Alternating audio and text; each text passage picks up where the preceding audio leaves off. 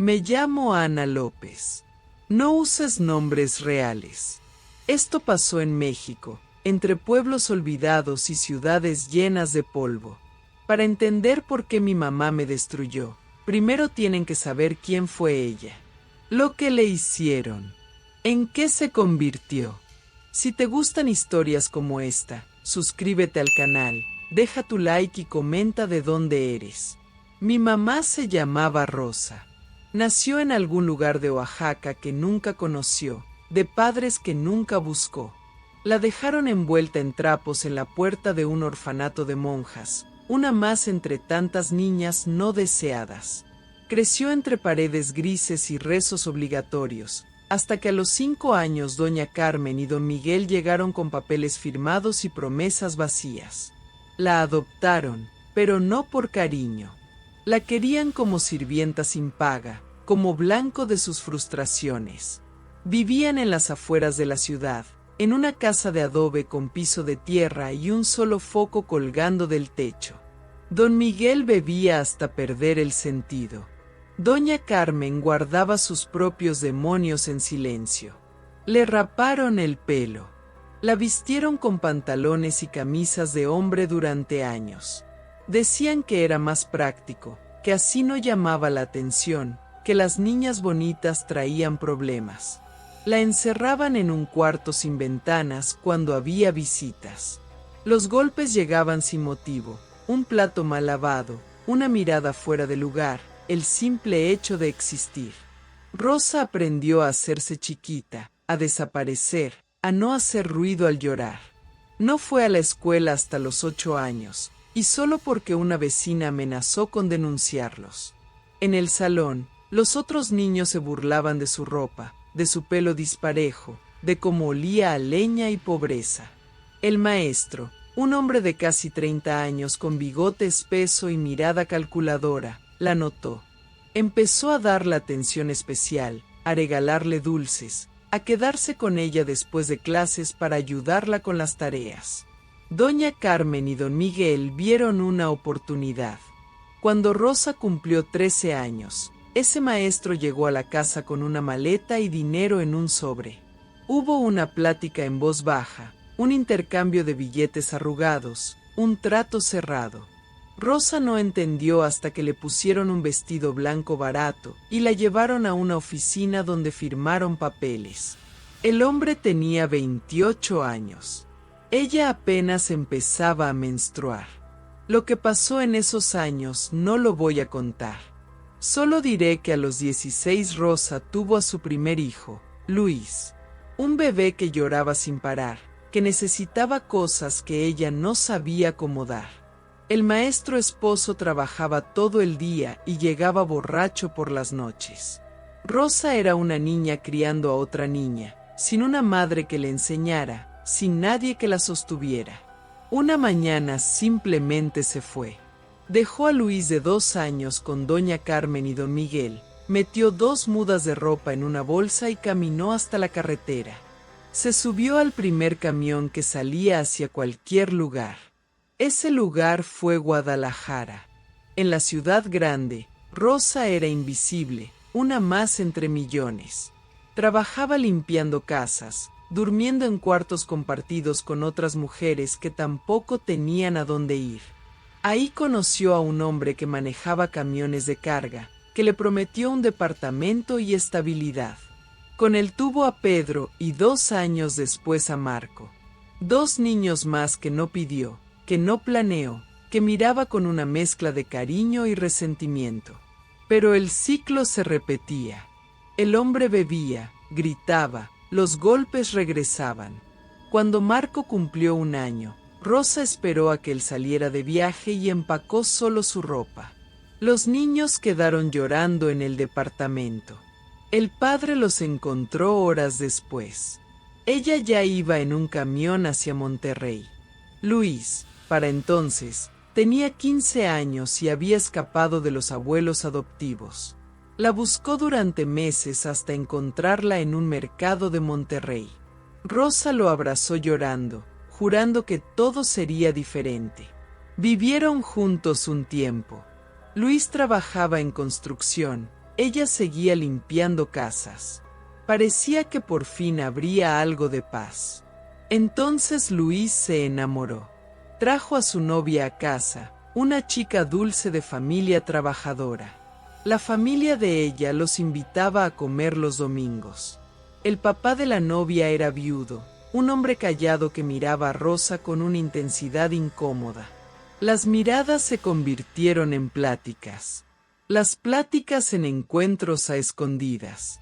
Cuando la novia de Luis descubrió a su papá saliendo del cuarto de Rosa, el escándalo estalló. Luis no le volvió a hablar.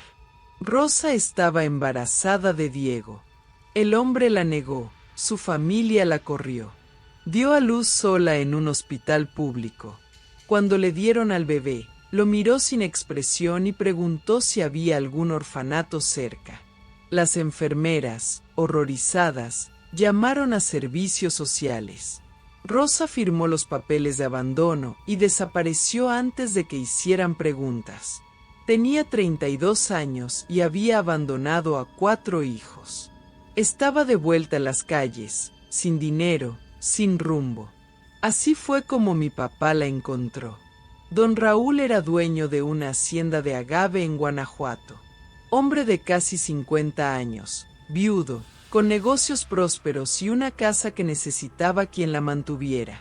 Vio a Rosa en una plaza de León, sentada en una banca con Pedro y Marco a cada lado. Los niños tenían 10 y 8 años, flacos y sucios. Rosa pedía monedas a los que pasaban. Mi papá no era santo, pero tenía su propio código. Le ofreció trabajo, ella limpiaría la casa, cocinaría, se encargaría de la hacienda.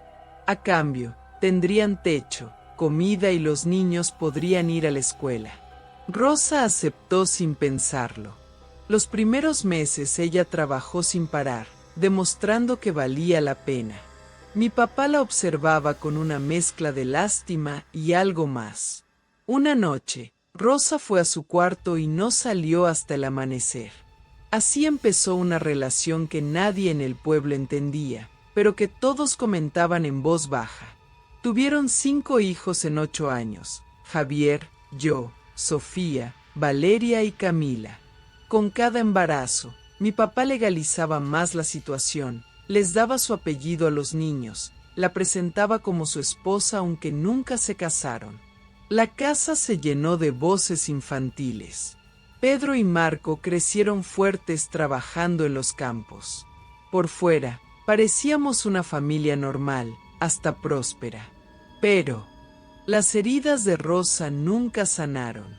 Solo se hicieron más profundas, más infectadas, buscando dónde desahogarse. Durante años creí que teníamos una familia normal. Mi papá era estricto pero justo, trabajador, respetado en el pueblo. Nos daba educación, comida, un techo sólido. Los domingos íbamos al mercado todos juntos. En las fiestas del pueblo nos vestía bien para que nadie nos viera menos. Pedro y Marcos se hicieron hombres trabajando la tierra, callados pero leales. Javier era el hijo mayor de papá, su orgullo, el que heredaría todo. Yo era la segunda, la que observaba demasiado. Delante de mi papá, mamá era perfecta. Cocinaba sus platillos favoritos, le planchaba las camisas con almidón, sonreía cuando él llegaba cansado. Lo atendía con una dedicación casi teatral.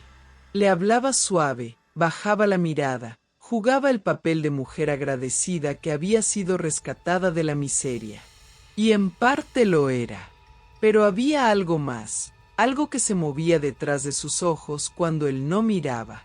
Con mis hermanas Sofía, Valeria y Camila era maternal hasta el extremo. Las peinaba con paciencia, les cantaba canciones de cuna hasta que se dormían, las defendía de cualquier regaño de papá. Las 3 crecieron mimadas, protegidas, envueltas en su amor exagerado. Con Javier era distante pero respetuosa, sabiendo que él era intocable por ser el primogénito varón. Conmigo era diferente, completamente diferente. Los golpes empezaron cuando tenía 6 años. Nunca delante de nadie, siempre cuando quedábamos solas. Un jalón de pelo por llevar las trenzas mal hechas.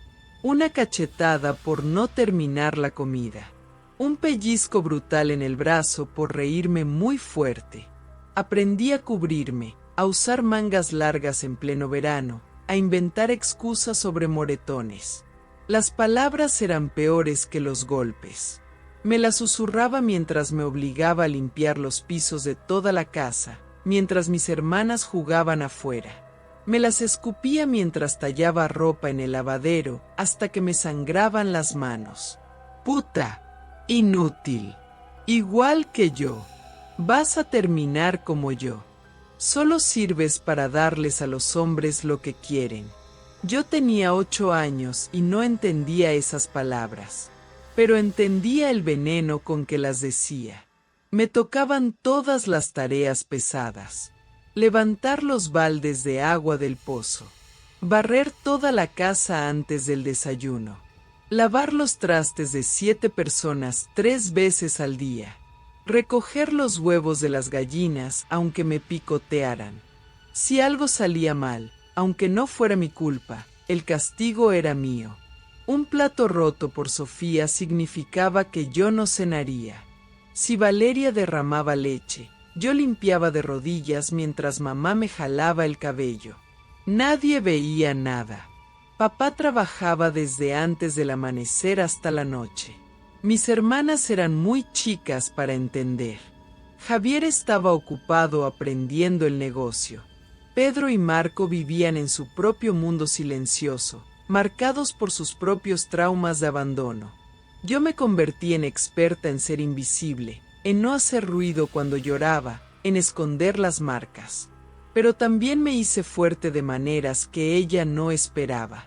Cuando tenía 10 años, una maestra notó que leía mejor que los niños 2 grados arriba del mío. Me puso atención especial, me prestaba libros, me ayudaba con matemáticas después de clases. Descubrió que tenía facilidad para los números, para organizar información, para resolver problemas. Habló con mi papá sobre una beca para la secundaria en León. Mamá se opuso con una furia apenas contenida. Decía que las niñas no necesitaban tanto estudio, que yo debía aprender a ser buena esposa, que estaba desperdiciando el dinero aunque la beca fuera gratis. Pero mi papá, para mi sorpresa, dijo que sí. Dijo que sus hijos tendrían oportunidades que él nunca tuvo. Firmó los papeles. Esa noche mamá entró a mi cuarto después de que todos durmieran. No me pegó. Solo se sentó en la orilla de mi cama y me miró en la oscuridad durante largo rato. Cuando habló, su voz era plana, muerta. Me contó su historia. No toda, pero suficiente. Me contó del orfanato, de cómo la vistieron de niño, de los golpes sin razón. Me contó del hombre que la compró a los 13 años, del bebé que abandonó, de los otros niños que dejó llorando. Me lo contó como si narrara el clima, sin emoción, sin lágrimas. Y al final dijo algo que nunca olvidaré. Yo me pudrí por dentro. Y tú también te vas a pudrir. Aunque estudies, aunque seas lista, aunque te creas mejor que yo. La podredumbre está en la sangre.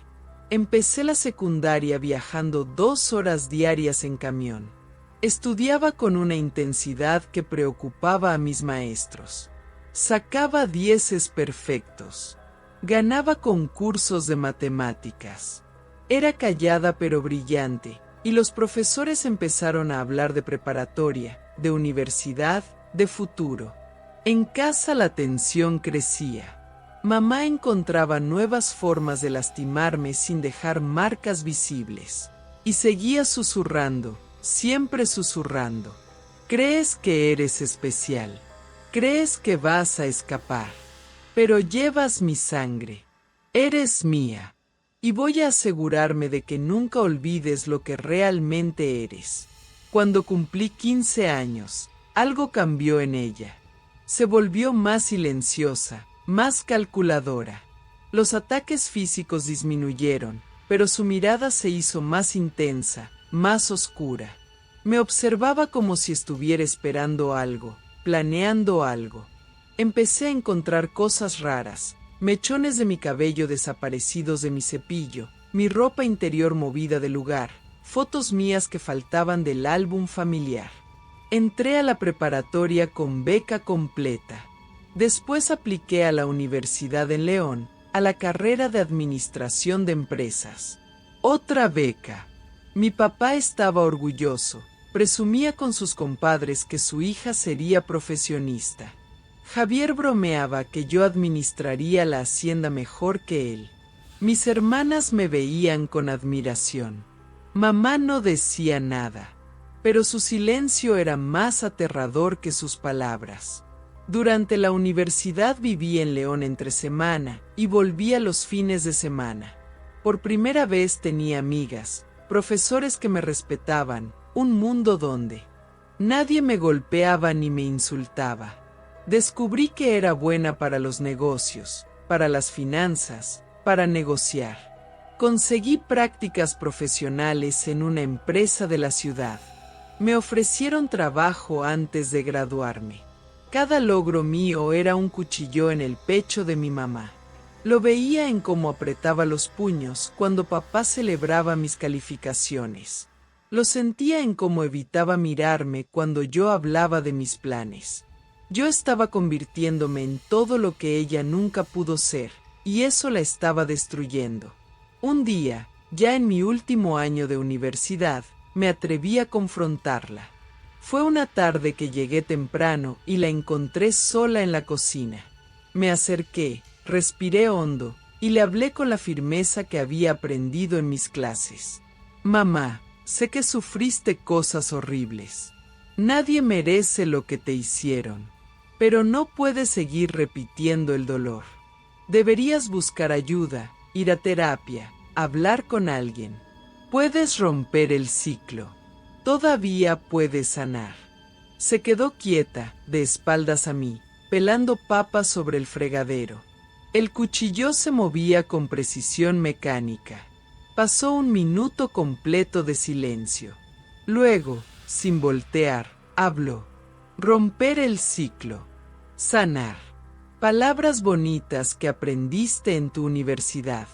Crees que todo se arregla hablando, ¿verdad?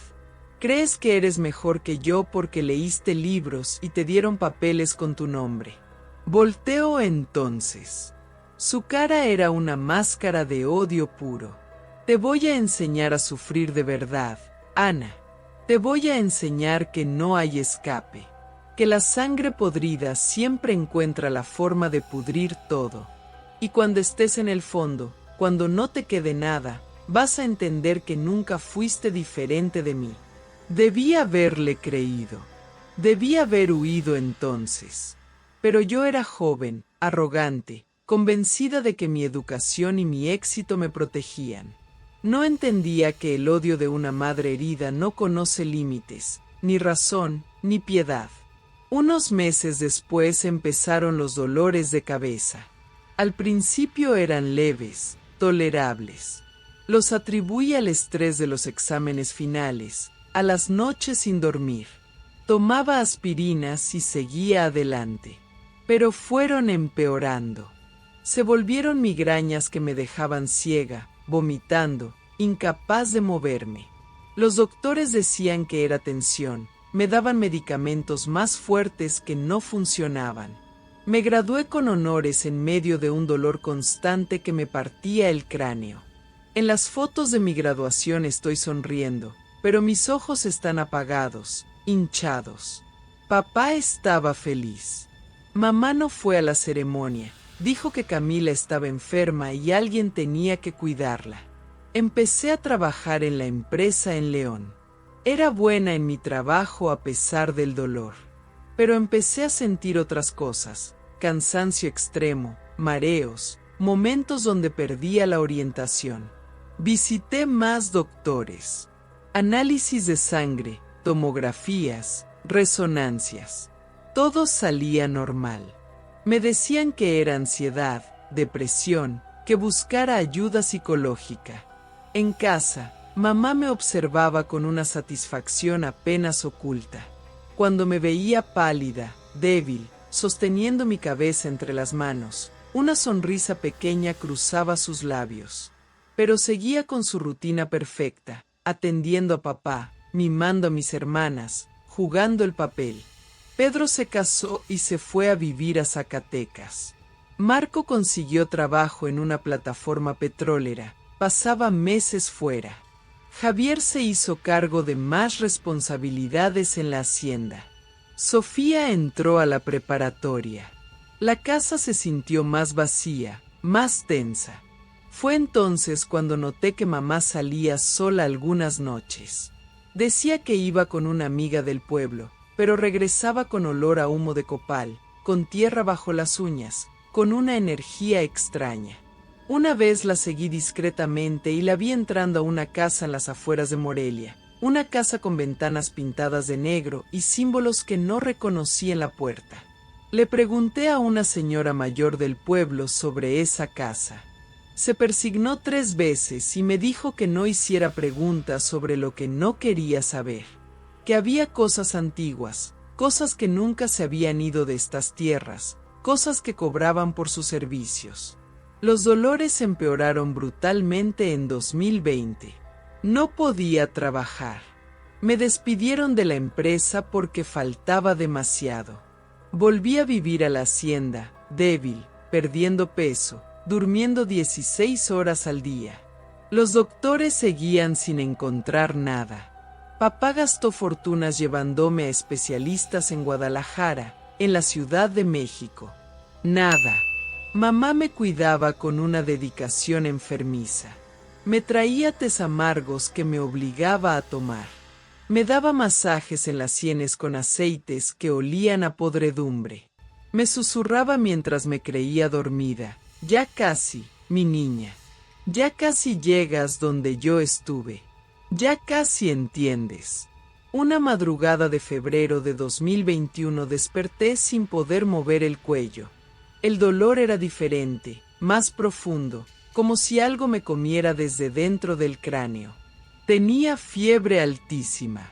Papá me llevó de emergencia al hospital en León. Meningitis bacteriana aguda. Así la llamaron. Me internaron inmediatamente. Los primeros días son un borrón de dolor blanco, de gritos que no recuerdo haber dado, de convulsiones que casi me parten la columna. Entré en coma inducido para proteger mi cerebro.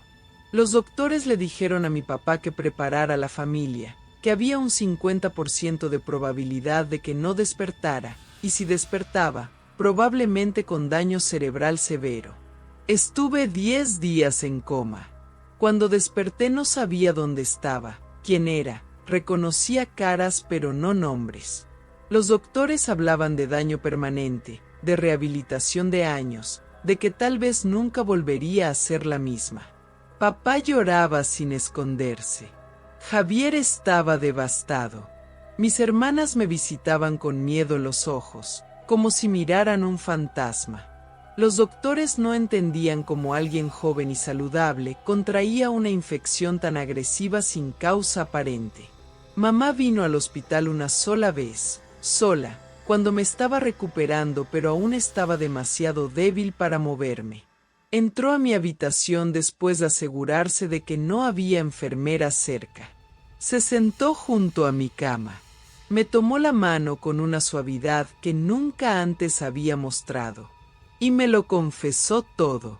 Me contó del altar en Morelia, del hombre que cobraba en efectivo y no hacía preguntas, de mi foto, la que faltaba del álbum familiar, de mi cabello trenzado alrededor de una vela negra, de las palabras que él rezó, antiguas, en una lengua que no era español, del precio que ella pagó, no solo en dinero sino en promesas de otras cosas, de las instrucciones, alimentarme con los tés, tocarme con los aceites, mantenerme cerca mientras el trabajo hacía efecto.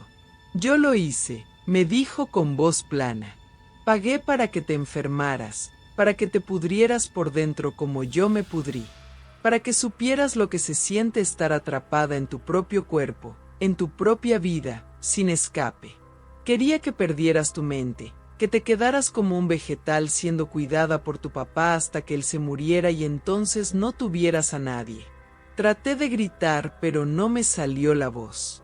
Apreté el botón de llamada para las enfermeras, pero no llegó nadie. Mamá me apretó la mano más fuerte, pero no funcionó del todo.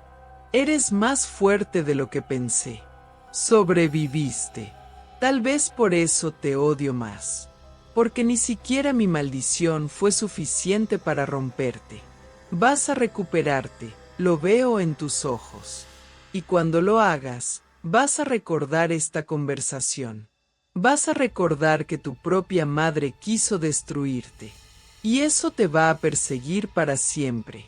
Se levantó, me besó la frente con ternura grotesca, y se fue. Las enfermeras entraron minutos después. Les dije que había tenido una pesadilla. No les creí ni yo misma.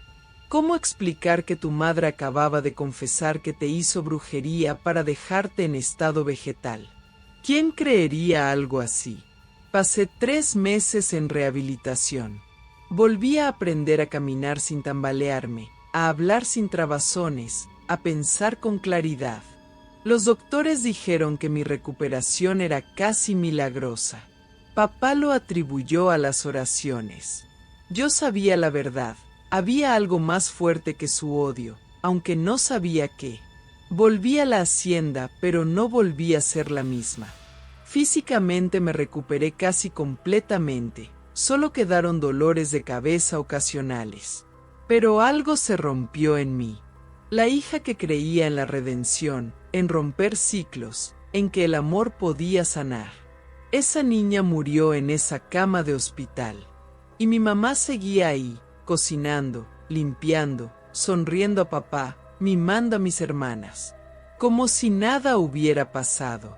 Los meses después del hospital fueron extraños, como vivir en una obra de teatro donde todos conocían sus papeles menos yo.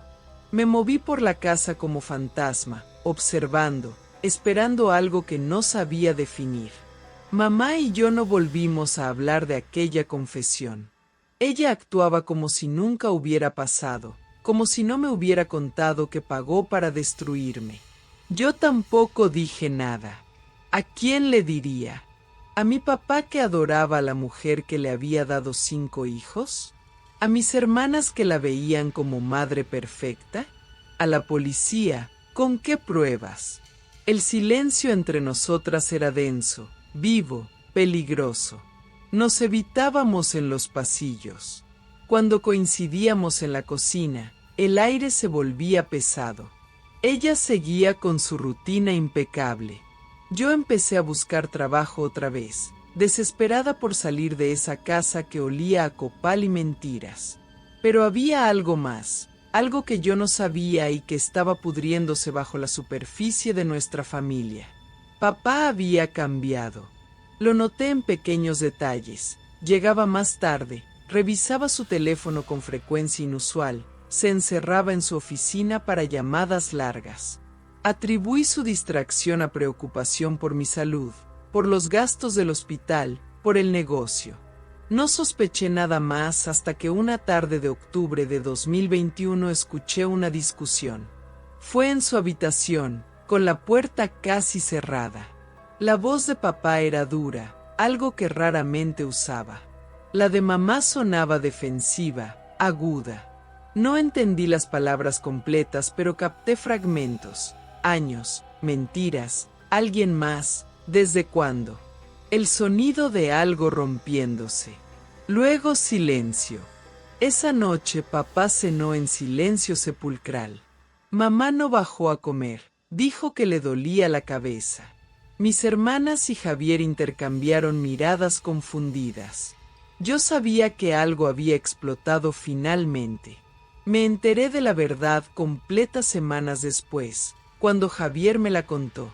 Papá había descubierto que mamá tenía una relación con otro hombre desde 2019. Un trabajador de la hacienda, alguien más joven, alguien que papá había despedido meses atrás sin dar explicaciones. Había mensajes, encuentros en moteles de carretera, promesas entre ellos. Papá lo supo durante todo ese tiempo, pero no dijo nada, esperando que terminara sola, protegiéndola por mis hermanas pequeñas, por la imagen familiar. Pero ya no podía seguir fingiendo. La tensión en la casa se volvió insoportable. Papá dormía en su oficina. Mamá cocinaba y limpiaba con furia mecánica, azotando ollas, tallando pisos como si quisiera atravesar el concreto. Sofía, Valeria y Camila sentían que algo estaba mal, pero nadie les explicaba qué. Valeria, que tenía 14 años entonces, empezó a tener pesadillas. Yo observaba a mamá con una mezcla de comprensión horrible y repulsión. Claro que había buscado a alguien más. Papá era 30 años mayor, su rescatador pero nunca su igual, el hombre que le dio estabilidad pero no amor verdadero. Ella había buscado algo propio, algo que eligió, algo que no le fue impuesto. En otra historia, con otra mujer, eso hubiera sido comprensible, casi trágico. Pero esta mujer me había envenenado.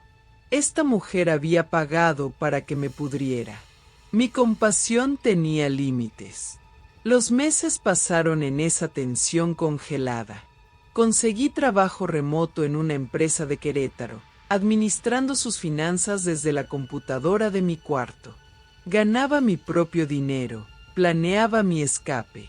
Javier me decía que papá no iba a perdonarla, que eventualmente la correría. Pero papá no hacía nada, atrapado entre su orgullo herido y su sentido de responsabilidad. Llegó 2022, un año que empezó con calor inusual y terminó en cenizas frías. Para entonces yo había recuperado casi toda mi fuerza. Hacía ejercicio, comía bien, mi mente estaba clara. Los doctores decían que era un milagro considerando lo grave que había estado. Yo sabía que era pura terquedad, pura rabia de seguir viva a pesar de ella. Mamá me observaba con algo parecido al asombro y al odio renovado.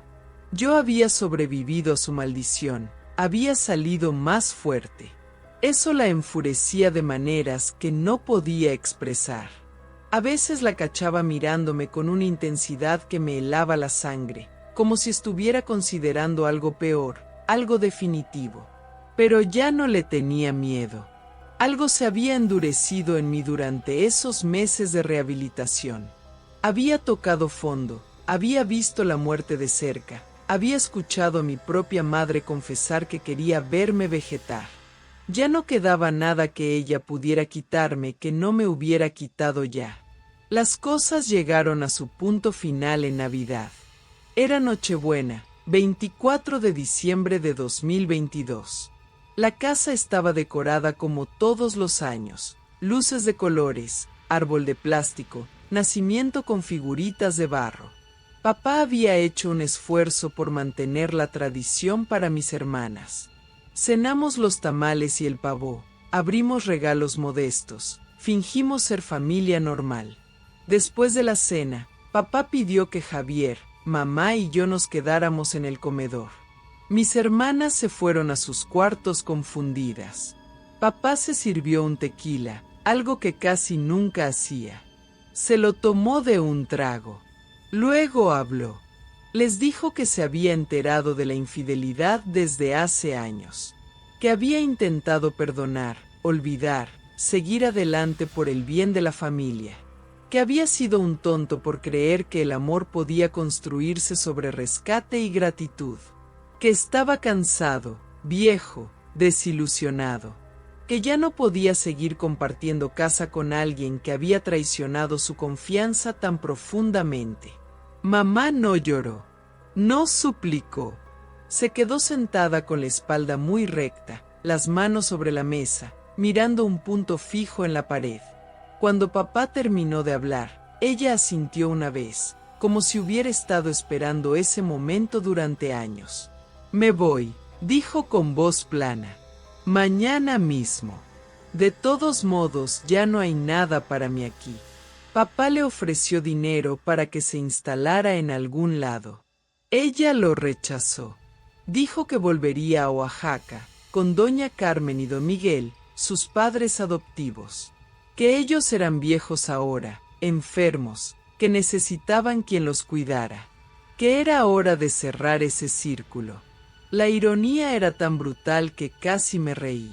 Volvería con las personas que la torturaron, que la vendieron, que la rompieron desde niña. Como si el ciclo exigiera completarse, como si no hubiera escape posible de esa espiral de dolor. Javier preguntó por Sofía, Valeria y Camila. Mamá dijo que se llevaría a Sofía y Camila con ella, que ellas eran sus hijas y necesitaban a su madre, que Valeria podía decidir. Valeria eligió quedarse con papá. Así, con esa frialdad administrativa, se repartió lo que quedaba de nuestra familia. Mamá empacó esa misma noche. Metió ropa en maletas viejas, guardó fotos de mis hermanas, dejó todo lo demás. Entró a mi cuarto cerca de las 3 de la mañana. Yo estaba despierta, sabía que vendría. Se paró en el umbral, su silueta recortada contra la luz del pasillo. No encendió la luz de mi cuarto. Hablamos en la oscuridad, dos voces sin caras. Sobreviviste, me dijo. Eres más fuerte que yo. Siempre lo fuiste. Por eso te odié. Porque me recordabas todo lo que pude haber sido si alguien me hubiera dado una oportunidad, si alguien me hubiera querido, si yo hubiera sido diferente. Pero nadie me dio nada. Y yo no pude darte nada más que mi veneno. No respondí. No había nada que decir. Vas a estar bien, continuó.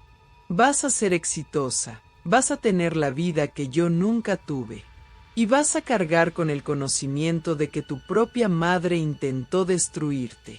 Esa va a ser tu maldición, Ana. No la enfermedad, sino saber que saliste de mí, que llevas mi sangre, que en alguna parte de ti está la misma podredumbre que me destruyó a mí. Te equivocas, dije finalmente. No soy tú. Nunca seré tú. Tu dolor no me define. Lo que me hiciste no me define. Voy a vivir bien precisamente porque sé hasta dónde puede llegar el odio, y elijo no llevarlo conmigo. Ella se quedó callada por largo rato. Luego, con voz casi inaudible, susurró: ojalá tuvieras razón. Se fue. Cerró la puerta. Nunca volvimos a hablar. A la mañana siguiente, día de Navidad, mamá se llevó a Sofía de 17 años y a Camila de 11 en un camión hacia Oaxaca. No hubo despedidas emotivas. Sofía lloraba confundida. Camila se aferraba a su muñeca favorita. Papá les dio dinero que mamá esta vez sí aceptó. Javier las llevó a la terminal en León. Y así, mi madre desapareció de nuestras vidas tan abruptamente como había aparecido en la de mi papá años atrás. Los primeros meses fueron extraños. La casa se sintió más tranquila, pero también más vacía. Papá envejeció 10 años en semanas, como si el divorcio emocional le hubiera quitado algo esencial. Javier se hizo cargo completo de la hacienda. Valeria se refugió en la escuela, en sus amigas, en cualquier cosa que la mantuviera fuera de casa. Yo seguía trabajando remotamente, ahorrando cada peso, planeando eventualmente mudarme a la ciudad. De mamá no supimos nada directo. Sofía llamaba a veces, llorando, diciendo que todo estaba mal pero sin dar detalles. Que la casa de los abuelos era horrible, pequeña, sucia. Que mamá trabajaba limpiando casas otra vez. Que Camila estaba triste todo el tiempo. Pero cuando le preguntábamos si querían volver, Sofía decía que mamá no las dejaría. 6 meses después, en junio de 2023, Sofía dejó de llamar. Los mensajes que le enviábamos quedaban en leído, pero sin respuesta. Papá intentó llamar a mamá, pero su número ya no existía. Buscamos direcciones, contactos, cualquier rastro. Nada. Fue como si se las hubiera tragado la tierra. Como si hubieran vuelto a ese México de pueblos olvidados donde la gente desaparece sin dejar huella, donde las historias se pierden entre el polvo y la memoria. Javier contrató un investigador privado que fue a Oaxaca. Encontró la casa de doña Carmen y don Miguel, vacía, en renta. Nadie sabía de la familia que había vivido ahí. Preguntó en iglesias, mercados, hospitales. Nadie recordaba a Rosa López o a sus hijas. O tal vez sí recordaban, pero no querían hablar. Hoy es octubre de 2025. Han pasado casi 3 años desde que mamá se fue. 2 años y medio desde la última señal de vida de Sofía y Camila. Oficialmente están desaparecidas, pero en un país donde desaparecen decenas de personas diarias, 2 mujeres más entre millones no importan mucho a las autoridades. Papá pagó investigadores, publicó anuncios, ofreció recompensas. Nada. A veces me despierto pensando en Camila, que ahora tendría 14 años. Me pregunto si está viva, si está bien, si recuerda su vida aquí. Me pregunto si Sofía entendió finalmente quién era su madre, si vio la oscuridad detrás de las caricias, o si sigue creyendo la versión perfecta que mamá construyó para ella. Me pregunto si mamá está muerta o viva, si encontró paz o si sigue pudriéndose por dentro en algún cuarto de lámina en algún pueblo sin nombre. Yo seguí adelante. Me mudé a Querétaro hace 1 año. Tengo un departamento pequeño, pero es mío. Trabajo en una empresa grande, tengo buenos ingresos, estoy construyendo la vida que siempre quise. Voy a terapia 2 veces por semana, procesando todo, tratando de no convertirme en lo que ella predijo. Pero ella tenía razón en algo, cargo con el peso de saber que mi propia madre quiso destruirme, que pagó en efectivo y promesas oscuras para verme pudrir, que me alimentó veneno con sus propias manos, que cuando le di la oportunidad de redimirse, de romper el ciclo, me miró a los ojos y eligió el odio. Cargo con la culpa de no haber salvado a mis hermanas, aunque sé racionalmente que no podía. Cargo con preguntas sin respuesta, con hermanos perdidos en algún lugar de este país demasiado grande, con una historia familiar tan rota que no sé por dónde empezar a recoger los pedazos. Y cargo con algo más, la certeza de que el dolor se hereda, de que los ciclos de abuso se perpetúan, de que las víctimas se convierten en victimarias sin siquiera darse cuenta. Mi madre fue destruida por otros antes de destruirme a mí. Y en algún lugar, quizás, mis hermanas perdidas están repitiendo patrones que ni siquiera entienden. El ciclo de dolor sigue. Sigue en los orfanatos de Oaxaca donde dejan niñas no deseadas. Sigue en las casas donde se visten niños de ropa equivocada y se les golpea sin razón. Sigue en los matrimonios forzados, en los hombres que compran niñas, en las madres que abandonan bebés porque no saben hacer otra cosa. Sigue en los altares clandestinos de Morelia donde se paga por maldecir a otros. Sigue en las desapariciones que nadie investiga, en las familias que se deshacen como polvo, en los silencios que se extienden por generaciones. ¿Hasta cuándo? No lo sé. Tal vez nunca termine. Tal vez esta historia se repita en 100 versiones diferentes en este mismo momento en pueblos que nadie conoce, con nombres que nadie recuerda. Yo solo sé que sobreviví, que cada día que me despierto, que trabajo, que sigo construyendo mi vida, es un acto de resistencia contra todo lo que ella quiso hacer conmigo. No sé si eso rompe el ciclo o solo lo pausa. No sé si cuando tenga hijos voy a cargar patrones que ni siquiera reconozco. Pero sigo adelante, porque ¿qué más puedo hacer? Mi nombre es Ana López. Esta historia pasó en México, entre pueblos olvidados y ciudades de polvo. No es única, no es especial. Es una más entre miles que nunca se cuentan, que se entierran en el silencio, que se pudren en secreto. La estoy contando ahora porque alguien tiene que hacerlo. Porque el silencio es lo que permite que el ciclo continúe.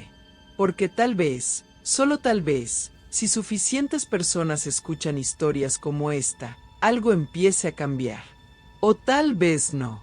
Tal vez solo sean palabras en el viento, otra historia de dolor mexicano que se olvida antes del siguiente café. Pero la conté de todos modos. Y eso tendrá que ser suficiente. ¿Te gustó la historia?